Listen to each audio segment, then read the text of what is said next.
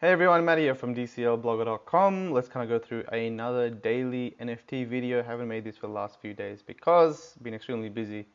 And I want to do a different setup, but I'm working on that. I want to do more of add more cameras and better lighting and all that kind of stuff.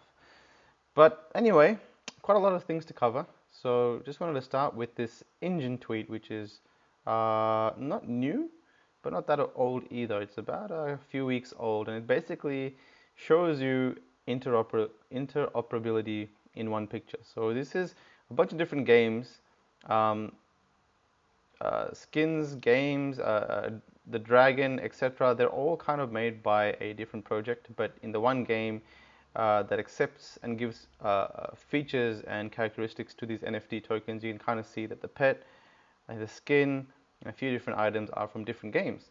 But this is all accepted within the Forgotten Artifact game. It's pretty cool to see developers, they can build their own projects, but also can collaborate in these unique ways that's very unique to blockchain. So that's a very cool image and use case of blockchain within gaming from Engine. It's kind of pioneering that, in my opinion, to that level. I also wanted to mention the Sandbox has sold out. So a lot of people asking, is the Sandbox a good investment? Is it going to be the next big metaverse, or is it going to be a great big metaverse similar to Decentraland and crypto voxels, etc., etc. I've been through it before. We all know it's kind of a voxel-based world. This is the current map that all the green is sold out. This is a small part of the larger world. I believe this is about 9% of the land that's been sold out. So there's another like 90% of land still to come for sale. It's going to be interesting to see if that sort of land can sell out. I think they've raised about 1,200 Ethereum going by this. Second pre-sale has cleared 800 Ethereum with 90% sold.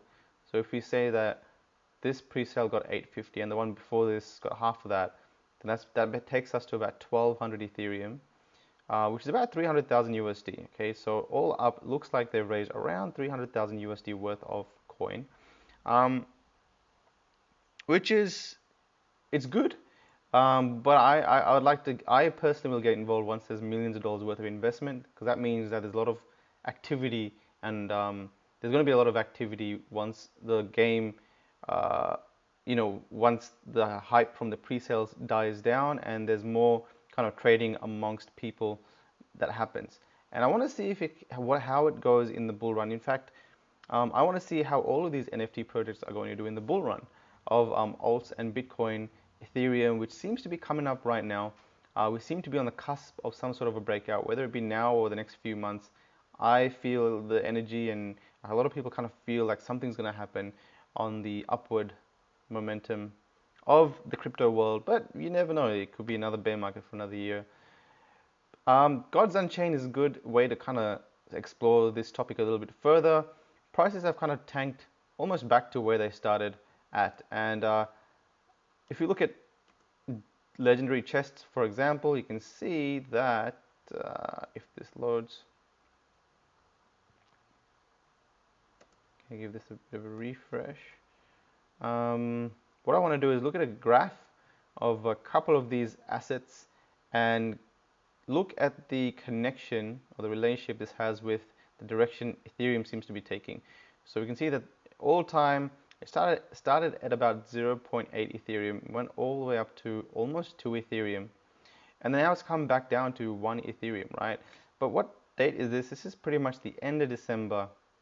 It kind of reached a point, it was going flat pretty much, and then around around mid-Jan till now, it's been going downwards. And what's been happening with Ethereum from mid-Jan, about here onwards, check that out. It's been going upwards, right? So it looks like there's some sort of correlation with the currency that's used to buy these NFT assets and the direction they seem to take. Also, we were coming past off the hype of the Gods Unchained pre-sale and the marketplace going live. So that kind of doubled up, I think, with the Ethereum run that it's made recently to give you this sort of a downwards momentum that Gods Unchained seems to be taking. But in saying that, the order book, if you can even call it that, for these NFTs is much more thinner than it used to be before. So if there is some sort of an upward movement, find some sort of stability, what I'm going to be looking at is this area here. This is our volume chart. So volume, I think, will give us an indication as to where the resistance seems to be. If you see a lot of buying at zero point 0.8 Ethereum for these legendary chests, it seems to me that you can say that that's a pretty good resistance. And I'm going to be watching these bars here, these volume bars, to see if we can identify those. But anyway, what I was saying is that the order book is much more thinner than it used to be. Before, there used to be about 50 to 100 legendary chests standing in between, you know, a price of 1 Ethereum and taking it all the way up to 1.5. But now there's still a lot, but it's not as much as like 100 or so chests to get there. So if there is any sort of bullish momentum, look at that. So from 1.5 to 1.8, which is basically back to where we were at before. There's only like 2, 4, 6, or not even 2, 3, 4, 5 legendary chests from 1.5 to 1.8. This will probably change as we kind of make our way up to 1.5, and more people might want to sell in that range. But what I'm trying to say is the order book is much more thinner than what we had to get through before. So if there is some sort of bullish momentum, we'll probably get back to our prices pretty quickly. But yeah, Gods on Chain need to do something very interesting to take those those prices back up. I think they need to start to. I think we're getting to a stage where a lot of the building and building the back end sort of thing was supposed to happen over the last 1 or 2 years in the NFT world. And right now, if you're not pushing your product out there and you're kind of going live and onboarding users and use case, then I think you might be left behind unless you've got a really new concept and a strong marketing power, good connections to kind of push your idea out there once it goes live. But there's only a handful of games that are really standing out at the moment, similar to what altcoins were back in the day before there was a flood of like thousands and thousands of altcoins. But now the ones that have made it to the top 50 are the ones that most people keep their eyes on, right? And they're the ones that are building and people actually watching them. The ones that come up more like new altcoins, they're going to find it very difficult to get up there and get some sort of an investment or some sort of eyeballs. And I think the same thing is happening with NFTs. So if you're not like pushing adoption and getting people to utilize your game at this point or the very near future, I think you might fall behind. And I think that's one thing Axie Infinity is doing. And they've recently launched their PvP Season 1 with 1,500 die-in rewards. So that'll be really cool to see how that plays out. But basically, they're kind of pushing, you know, players to play the game, win, you know, play to earn model, and they are kind of pioneering that in that sense. And I'm watching them with interest because I want to see how they're going to go with growing their player base, right? We're all kind of figuring this out at the same time. We're all kind of figuring out what is the best way to keep users playing a game that have invested at the very early stages, and also keep an interest in the new users that are getting involved, to get them to have also a big stake in the game, so that they're interested enough to participate in playing the game. So that part of the crypto industry is yet to be penetrated. So I'm going to be watching Axie Infinity to see how hard they can kind of onboard more players and grow this scene, this Axie Infinity scene. And who knows what it can become. But that's something that everyone needs to do right now. Gods Unchained, Axie Infinity, Decentraland, we're all in the same boat. We all need to onboard users and get people, whether they believe in crypto or not, to be using our products. We went through that. This is really interesting. So Niftex is a new product, something in development, which is really, really exciting and interesting, guys. So these are the guys between Metalith, which is a project, kind of goes through Decentraland indices, and I think they've also added a couple others. Gives you an idea of the momentum. They also have a land bot that pings you every time on Twitter when a land sells in Decentraland. They've also got a really interesting. I don't know if I can find it. Wait. Yeah, here we go. Builder bot. So this thing pings you every time someone uploads content onto their land. So that's pretty cool. Every time something's deployed, you kind of get notified. That's interesting with that. But these guys are doing some very interesting things. They're allowing you to sell fractions of your NFTs. And if it's not clear from that heading, I'll try to clarify a little bit more. So basically, if you have a land that's a decentralized land that's worth maybe 20,000 USD or whatever it may be, you can kind of put it out there and shard it, and offer you can offer kind of fractions of the whole land, right? And people, whether they might not have money to buy the whole asset, the whole NFT land at the moment, and obviously there can only be one owner, but you can buy shards of it. So now you can kind of buy ERC20 tokens that represent that trade like any other ERC20, just like on an exchange. Maybe they're going to have their own exchange, and you can invest in decentralized land economy, not just by the mana token, but actually owning pieces of those lands by those ERC20 tokens. So you can have and trade those on an exchange. And I think they're going to have some sort of a buyout mechanism where if you own 80% plus of those shards, then the ownership goes to you. All done via smart contract. They're not. I think they're kind of piloting this with a land at the moment. They're not live, so they're kind of experimenting with a few things over here, and you can sign up for early access, etc. But that is an interesting thing that is developing in the NFT world, because we're kind of seeing how to, what else can we do with this land? Can we put it out for rent? Can we put it out for lease? Can people put it as collateral when getting loans? Can you have multiple forms of ownership like these guys are doing over here? So it is interesting to see what is going on and how this space will develop in the future. Anyway, Chico Crypto, now he's mentioned Decentraland before. He's got 75,000 subscribers, which is pretty damn good. Gets a ton of views, guys. This is like, can't even compare my channel to this. It's getting like 100 times the views that I'm getting. The why I'm bringing this up is because this man right here came to Decentraland chat and he said, is there anyone from Decentraland team, Chico Crypto YouTuber here, and looking to get involved with more content? So that's going to be sick. If we need people like these to push Decentraland out there, and that's the whole exciting thing about NFTs, is visually it's very appealing to the type of people in the space right now. Gamers, tech, people that like this sort of stuff. So when Decentraland comes out, I've noticed a lot of the videos I share these days are actually getting a lot of eyeballs, and people can see what Decentraland might become. Same with Axie Infinity gameplay.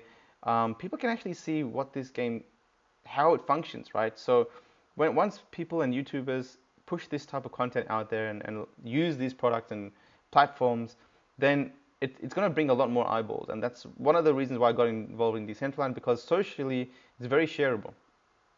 So Chico Crypto there. Another really interesting thing that happened is, if you visit my little Discord over here, I've got this avatar bot that pings us every time a name gets registered. So every time someone registers an avatar name, 100 mana is burnt, and you can see all the types of names that are getting registered. You can buy and sell these names once they update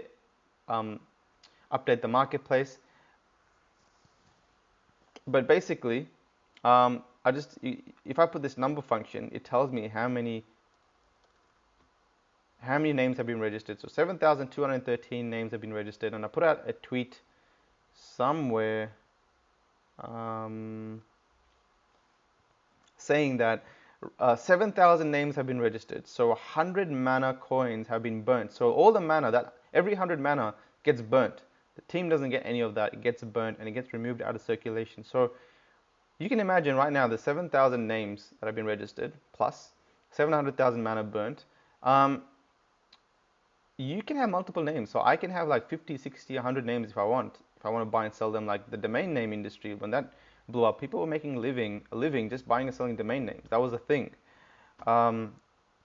So if that becomes a thing in Decentraland, and suddenly it's not limited to onboarding thousands and hundreds of thousands of users. Maybe people might just, even if you get to 10 to 15,000 users, people might want to hoard Decentraland names to buy and sell, and suddenly you're going to have a lot of investment in that direction. All that mana is going to be burnt, and if you start to get 20, 50,000 names claimed, that's going to start getting into the millions of mana burnt, removed for circulation, removed from exchanges.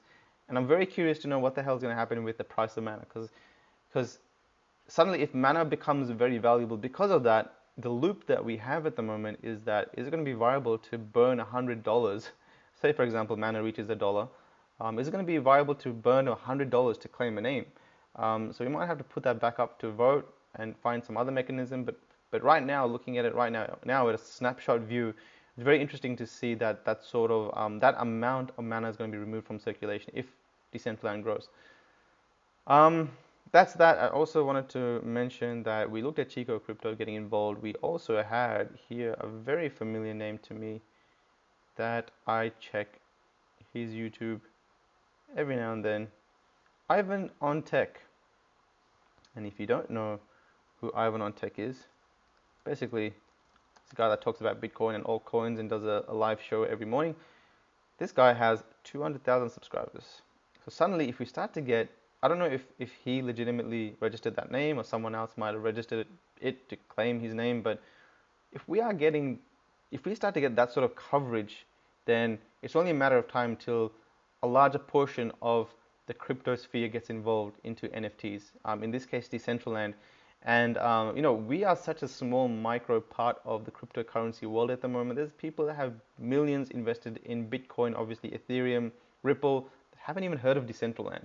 So suddenly, if those start to come to us, and Decentraland's already making 100,000 USD sales, 200,000 USD dollar sales, I don't know how far this is going to go. So I think we've kind of gone through everything. Lastly, wanted to go through this really cool website. I don't think he's released it to everyone yet. Jiho tweeted about it. Basically, you can calculate your net buys, sells, your earnings for these few projects. So you can select your Ethereum address, a game if you want. So you can select Decentraland, and it'll tell you your buys and sells, how many bought over the counter, how many sold in the auction. Basically, a very good graphic for if you're making a living buying and selling NFTs. You can kind of monitor and get more data in that direction. So this is very interesting, very needed. This sort of development in the area of NFTs, whether it be understanding the economics on a simpler scale for yourself or just for projects in general, or whether it be this sort of innovation over here, which allows you to sell fractions of NFTs and kind of unlocks liquidity to smaller players that want to get involved in the land market somehow, but they can't buy out land, so why not buy fractions of a few different lands out there to see, who knows, maybe a particular land might grow in value because, Disney might buy it and they've produced all this content and suddenly all that's growing. So who knows, this could be a very early version of a marketplace just for projects developing on Decentraland land. I don't know. It can get very crazy very quickly, as we've seen with technological developments in the crypto world. So last 2 years has been very interesting with development. Now with the products and alphas coming out, we're going to start seeing a lot more ways that people are going to innovate on top of that. So very interesting to see what happens. It's a few games and their development so far. I'll go through a few different things later on, guys, but so far that's it. That's all I got for now. Hope to see you in another video. Please subscribe to my channel if you can.